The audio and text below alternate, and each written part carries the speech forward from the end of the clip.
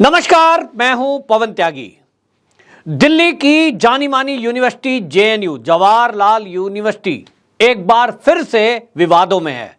हमने देखा है कि ये जो जेएनयू है, यहां टुकड़े टुकड़े गैंग, उनके नारे और देश विरोधी एक्टिविटी, ये जब हमने देखा तो पता चला कि जो हमारे टैक्स के पैसे से यहां बच्चे पढ़ाई कर रहे हैं, वो पढ़ाई नहीं, देश को तोड़ने वाली ताकतों के साथ मिलकर देश विरोधी एक्टिविटी चलाने में लगे हुए हैं।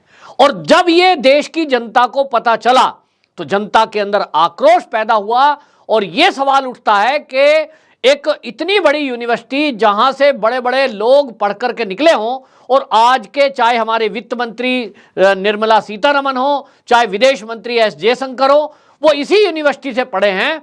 लेकिन ऐसा क्या कारण है कि कुछ लोगों का कब्जा यहां पिछले कई सालों से रहा। आज वो ब्राह्मण विरोधी और बनिया विरोधी इस तरह की बातें कर रहे हैं और दीवारों पे नारे लिखे जा रहे हैं कि ब्राह्मणों वापस जाओ, अब खून की होली होगी, अब यहां तुम्हें सहन नहीं किया जाएगा।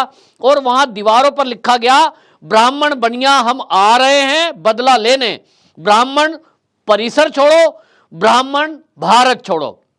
हालांकि इसको लेकर पुलिस में एफआईआर दर्ज कर दी गई है और जो यूनिवर्सिटी का जो प्रशासन है उसने इस मामले की जांच के लिए एक समिति का गठन कर दिया है कि आखिरकार कौन लोग हैं जो ये जातिगत टिप्पणी लिख रहे हैं और यहां ब्राह्मण और बनियों को डराने और धमकाने का काम कर रहे हैं। आरएसएस के एक प्रोफेसर हैं, उनको ये कहा गया गो बैक टू शाखा। तो इस तरह की बातें क्यों? एक यूनिवर्सिटी ये किसी एक विचारधारा की नहीं हो सकती। एक विद्यालय का प्रांगण है, एक यूनिवर्सिटी का प्रांगण है, वहां पढ़ाई करने के लिए विद्यार्थी जाते हैं। हम जैसे लोग टैक्स का पैसा देते हैं, उनको वहां हॉस्टल और उसमें फ्री जैसा खाने को मिल रहा है। आप सोच सकते हैं कि देश की प्राइम लोकेशन पर, यानी देश की राजधानी दिल्ली और उसमें भी प्राइम लोकेशन पर जेएनयू यूनिवर्सिटी, और वहां पूरी सुविधाएं, और उसके बावजूद वहां मात्र 100-150 रुपए में उनको कमरा, 100-150 रुपए में उनका भोजन और 200-500 रुपए फीस दे करके आप वहां पढ़ाई कर सकते हैं। तो भारत की किसी भी यूनिवर्सिटी में इससे सस्ती यूनिवर्सिटी नहीं है, लेकिन जेएनयू है। और जब यहां बदलाव की बात हुई, जब यहां जो गलत काम हो रहे हैं उनका विरोध शुरू हुआ, जब मोदी सरकार आई तो यहां अंदर से आवाजें उठी कि शैक्षिक संस्थाओं में हस्तक्षेप किया जा रहा है। और आजादी के नाम पर यह डफली गैंग, टुकड़े टुकड़े गैंग यहां हमेशा एक्टिव रहा है। लेकिन अब इनकी हिम्मत देखिए कि केंद्र में मोदी सरकार है तो सीधा उसको चुनौती दे रहे हैं। जिस तरह की भाषा का इस्तेमाल किया जा रहा है, आरएसएस के प्रति नफरत हमने पहले से देखी। तो आरएसएस की ऐसी क्या कमी है कि ये टुकड़े टुकड़े गैंग आरएसएस के विरोध में रहता है? तो आपको समझ आएगा कि जो कांग्रेसी है उनकी भी नफरत का केंद्र आरएसएस रहा है, क्योंकि आरएसएस इस भारत में एक ऐसा संगठन है जो देश के लिए ही बना है, देश की तरक्की के लिए, भारत माता की जय के लिए, देश को परम वैभव पर ले जाने के लिए। भारत माता की सेवा करने वाले सपूत और जो पुत्रियां हैं वो उससे जुड़ती हैं और जुड़ने के बाद परम वैभव पर ले जाने की बात करते हैं, जो शायद इन टुकड़े टुकड़े गैंग को पसंद नहीं आता। क्योंकि इनके मन में मंशा तो ये है, ये वामपंथी विचारधारा के लोग ये चाहते हैं कि इस भारत के टुकड़े हों, और इसलिए नारे लगते हैं, भारत तेरे टुकड़े होंगे इंशाअल्लाह, इंशाअल्लाह तेरे टुकड़े होंगे, इस तरह की बातें कर रहे हैं। अफजल हम शर्मिंदा हैं, तेरे कातिल जिंदा हैं। वो अफजल गुरु जो संसद में हमला हुआ था आतंकवादी, उस हमले का दोषी, उसको फांसी हुई। तो ये नारे लगा रहे हैं कि अफजल हम शर्मिंदा हैं, तेरे कातिल जिंदा हैं। तो कौन कातिल है? क्या सुप्रीम कोर्ट का जज जिसने फांसी की सजा सुनाई है? तो इसका मतलब आतंकवादी वो कोई हीरो था? वो आतंकवादी था। और जज का काम है कि वो सबूत और गवाहों के आधार पर यह तय करे कि दोषी है कि नहीं। जज ने अपना काम किया, फांसी की सजा सुनाई। लेकिन आप कह रहे हैं कातिल, यानी आप जुडिशरी को, पूरा सिस्टम को गाली दे रहे हैं, देश के संविधान को चुनौती दे रहे हैं। बात करते हैं संविधान की, लेकिन आपको मैं बता दूं, यह भारत विरोधी मानसिकता ये कोई आज से नहीं है। देश की आजादी के पहले से ही इस भारत को टुकड़े टुकड़े करने की भावना रखने वाले लोग भारत के आजादी के पहले से एक्टिव थे। आजादी के बाद कुछ लोग कांग्रेस में शामिल हो गए, वो वामपंथी विचारधारा के लोग, और कांग्रेस का वामपंथीकरण हो गया। हम लोग सोचते रहे कि ये वही कांग्रेस है जो देश की आजादी के लिए अंग्रेजों से लड़ी थी, लेकिन बड़ी चालाकी से सरकार और सिस्टम में इन लोगों ने घुसपैठ बनाई। मानसिकता वही कि भारत के टुकड़े करने हैं, मानसिकता वही कि भारत की संस्कृति को नष्ट करना है, हिंदू, हिंदुत्व और हिंदुस्तान इसका नाम मिटाना है। और इसलिए जहां आजादी के बाद से एक तरफ कम्युनिस्ट विचारधारा के लोग शिक्षा संस्थान में घुसे, पत्रकारिता में घुसे, वहीं आपको बता दूं वो ब्राह्मण को टारगेट क्यों करते हैं? क्योंकि ब्राह्मण एक ऐसा वर्ग रहा है जो हमेशा इस देश की उन्नति में लोगों को ज्ञान देकर वो तैयार करता है। चाहे मौर्य वंश हो, चाहे वो चंद्रगुप्त हो, चाहे वो आप देखिए चोल वंश राजा हो, आज वामपंथी खुलकर सामने आ गए हैं। उनके सुर में सुर कांग्रेस मिलाती दिखती है, उनके सुर में सुर आम आदमी पार्टी मिलाती दिखती है। मकसद सबका एक है कि इस देश के टुकड़े हो। जेएनयू जैसी संस्थान, जहां आपको बता दूं ये जो टिप्पणी की गई है ये कुख्यात रहा है इस बात के लिए। 2010 में दंतेवाड़ा, आपको याद होगा, नक्सली हमला हुआ था और वहां 75 हमारे जो अर्धसैनिक बल के लोग हैं वो मारे गए थे, यानी शहीद हुए थे। और यहां जेएनयू में उस दिन विजय दिवस मनाया था, खुशी मना रहे थे।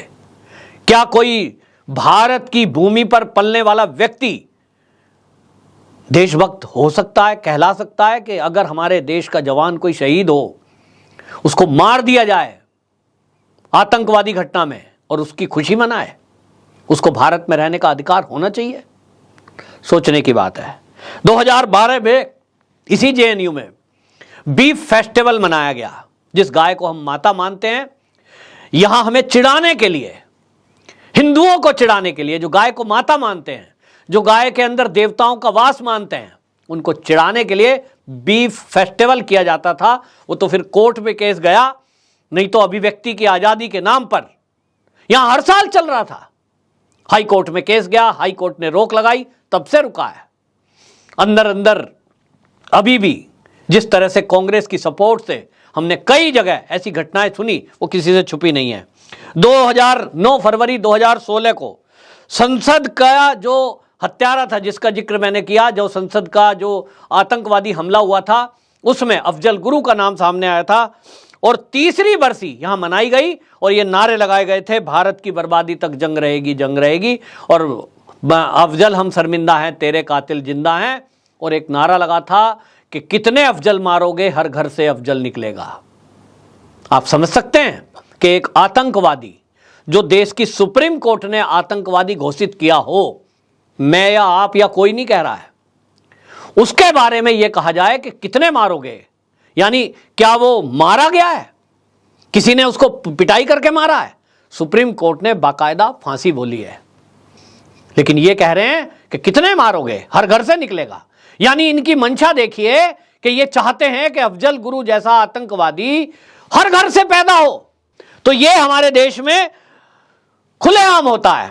और आज कांग्रेस का हीरो बना हुआ राहुल गांधी का खासम खास स्टार प्रचारक 20 फरवरी 16 को कन्हैया कुमार को इसलिए गिरफ्तार किया गया कि ये जेएनयू परिसर में यहां फीस वृद्धि के विरोध में यहां दंगा फसाद कर रहे थे और इन्हीं की सभा में नारे लगे थे, भारत तेरे टुकड़े होंगे इंशाअल्लाह इंशाअल्लाह। ये हालत ये जेएनयू से जो दिख रही है, पूरे देश में आक्रोश है और पूरे देश की मांग है कि मोदी जी, आप सर्जिकल स्ट्राइक के लिए जाने जाते हैं। जो देश के बाहर के दुश्मन हैं, हमारी सेना का पराक्रम हुआ, सेना ने अपना काम बिल्कुल सटीक काम किया कि मार गिराए और किसी को खरोच तक नहीं आई। नेतृत्व आपका था, जो भारत के टुकड़े टुकड़े की सोच भी रखते हैं और मेरे जैसे टैक्स पेयर के पैसे से पल रहे हैं, ऐशो आराम की जिंदगी जी रहे हैं। पूरे देश की पुकार है मोदी जी, और इस जेएनयू का कुछ करिए। ऐसी सजा और तत्काल तुरंत होनी चाहिए ताकि इनकी आने वाली पीढ़ियां भी या तो जेएनयू में एडमिशन ना लें, और लें तो 100 बार सोचें कि यहां भारत माता की जय बोलोगे, वंदे मातरम बोलोगे, तो ही जाने की हिम्मत करना, वरना देश विरोधी ताकतों की जगह अब जेएनयू या एएमयू या जामिया में नहीं है। चीन और पाकिस्तान वो हमारे देश के दुश्मन हैं।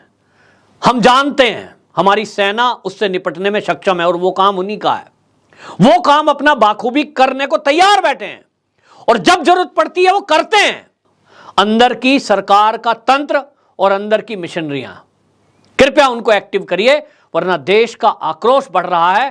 तो ये ठीक नहीं है कि आज हम 75वीं आजादी का अमृत उत्सव मना रहे हैं, देश की आजादी का 75वां वर्ष, और ऐसे में कोई जातिगत बात करे और वो भी इस संस्था से जो टैक्स के पैसे से पल रहे हों।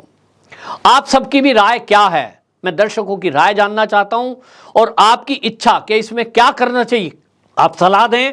आप में से हो सकता है बहुत सारे लोग कानून के जानकार हों, तो वो ये सलाह दें ताकि ये वीडियो के माध्यम से सरकार तक ये दबाव जाए कि देश की जनता का मूड क्या है। इसलिए ये वीडियो सरकार तक पहुंचाएं और ये जो भाजपा के नेता हों या सरकार में बैठे हुए जो मंत्री हैं उन तक जरूर पहुंचाए, ताकि ये मुद्दा तत्काल सोल्व करने के लिए सरकार ये इस सोचे, ताकि देश के अंदर का जो माहौल है वो ठीक हो सके। वंदे मातरम।